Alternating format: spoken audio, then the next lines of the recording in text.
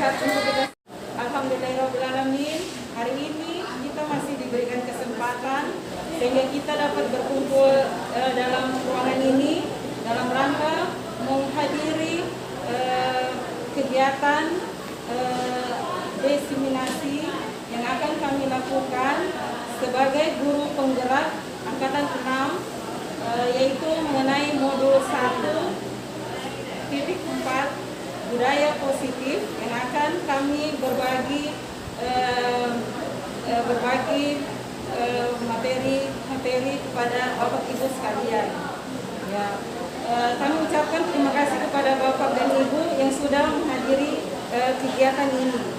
Oke, baiklah, sebelum mulai, alangkah baiknya kita berdoa lebih dahulu sehingga kegiatan kita ini bisa bermanfaat bagi kita semua. Oke, ya, saya pimpin saja. Ya. Dengan mengucapkan Bismillahirrahmanirrahim, berdoa dimulai. Ya, selesai. Ya, baiklah, kami akan memperkenalkan diri. Yang pertama yaitu Ibu Siti Aisyah, ya, dan saya sendiri, ya, Ibu Edvina Ningsih. Baiklah, yang pertama akan menyampaikan materi ini yaitu Ibu Siti Aisyah. Kepada Ibu Siti, dipersilakan. Ya, terima kasih Ibu Vina atas kesempatan yang diberikan kepada saya. Saya akan menyampaikan materi 1.4 yaitu tentang budaya positif.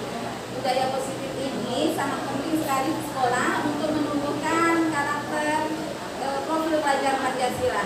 Nah, profil pelajar Pancasila ini itu ya nilai-nilai kebajikan yang bersifat universal. Ya, artinya itu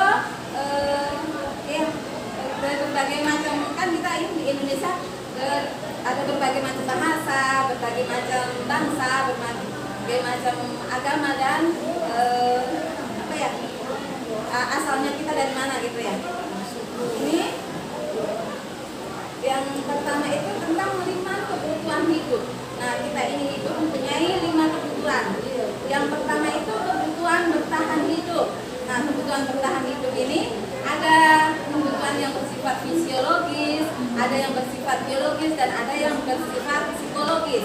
Kalau yang bersifat fisiologis itu seperti kebutuhan makan, kebutuhan rumah, kebutuhan kesehatan. Kalau yang biologis ini ya kebutuhan reproduksi, dan psikologis ini kebutuhan rasa aman. Nah, ini ada juga kebutuhan kasih sayang.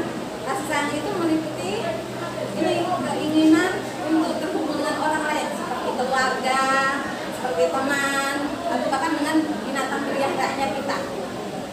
Terus ini yang kebutuhan penguasaan ini meliputi keinginan untuk dianggap berharga, bisa membuat perbedaan, bisa membuat pencapaian, kompeten, diakui dan dihormati. Nah, kebutuhan untuk yang kebebasan ini kebutuhan untuk akan kemandirian, otonomi, memiliki pilihan dan mampu mengendalikan arah hidup seseorang. Yang terakhir itu tentang kesenangan, yaitu kebutuhan untuk mencari kesenangan, bermain dan tertawa. Setiap orang kita, bukan cuma anak-anak, kita pun juga perlu ini kesenangan ini, dan 5 kebutuhan hidup ini sangat kita perlukan dalam kehidupan kita. Ada 5 kontrol posisi ya. 5 posisi kontrol kita sebagai guru, sebagai penghukum, sebagai pembuat merasa bersalah, sebagai teman, sebagai pemantau, dan sebagai manajer.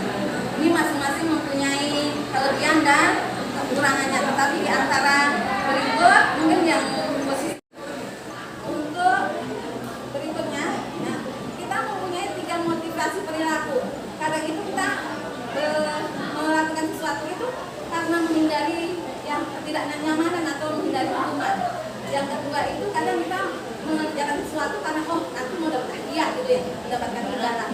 Kadang juga memang dari diri kita sendiri, saya itu memang saya mau disiplin sendiri dari dalam diri. Nah, kedua motivasi ini yang menghindari hukuman dengan menghindari dan untuk mendapatkan imbalan itu motivasi ekstrinsik dari luar. Tetapi kalau yang terakhir ini adalah motivasi yang berasal dari diri kita sendiri. Nah, di sini yang ketiga itu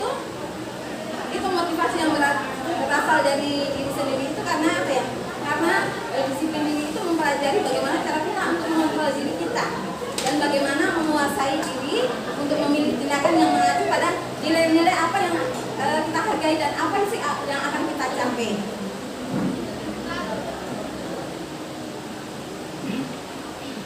Ini ada 3 macam, ada hukuman, ada konsekuensi, dan ada restitusi. Nah, hukuman itu biasanya satu arah ya, dari guru ke siswa gitu. Dan biasanya kalau kita memberikan hukuman itu bisa berupa fisik atau psikis. Kadang kita marah-marah atau suruh anak membersihkan WC, itu merupakan hukuman.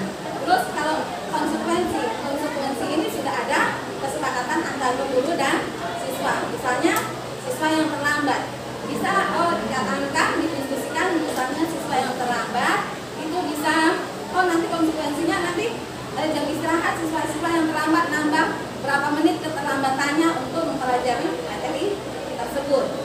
Terus yang ketiga ini tentang restitusi. Nah, restitusi nanti itu akan dibahas lebih lanjut oleh teman saya Ibu Ervina. Mungkin nanti akan lebih mendalam.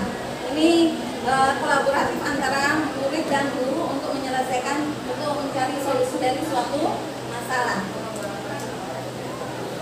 Nah, ternyata selama ini kita kan berpikir ya, kalau penghargaan itu selalu bagus.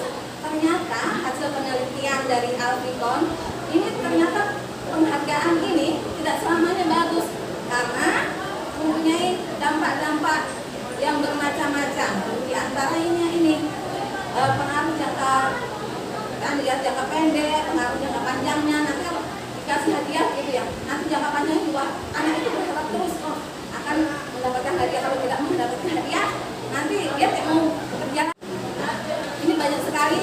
Ini diantaranya ada penghargaan tidak efektif, penghargaan yang merusak hubungan, penghargaan mengurangi ketepatan, penghargaan mengurangi kualitas, terus mematikan kreativitas, dan kadang itu penghargaan itu menghukum.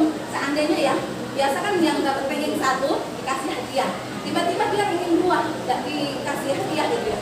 Jadi merasa terhukum gitu.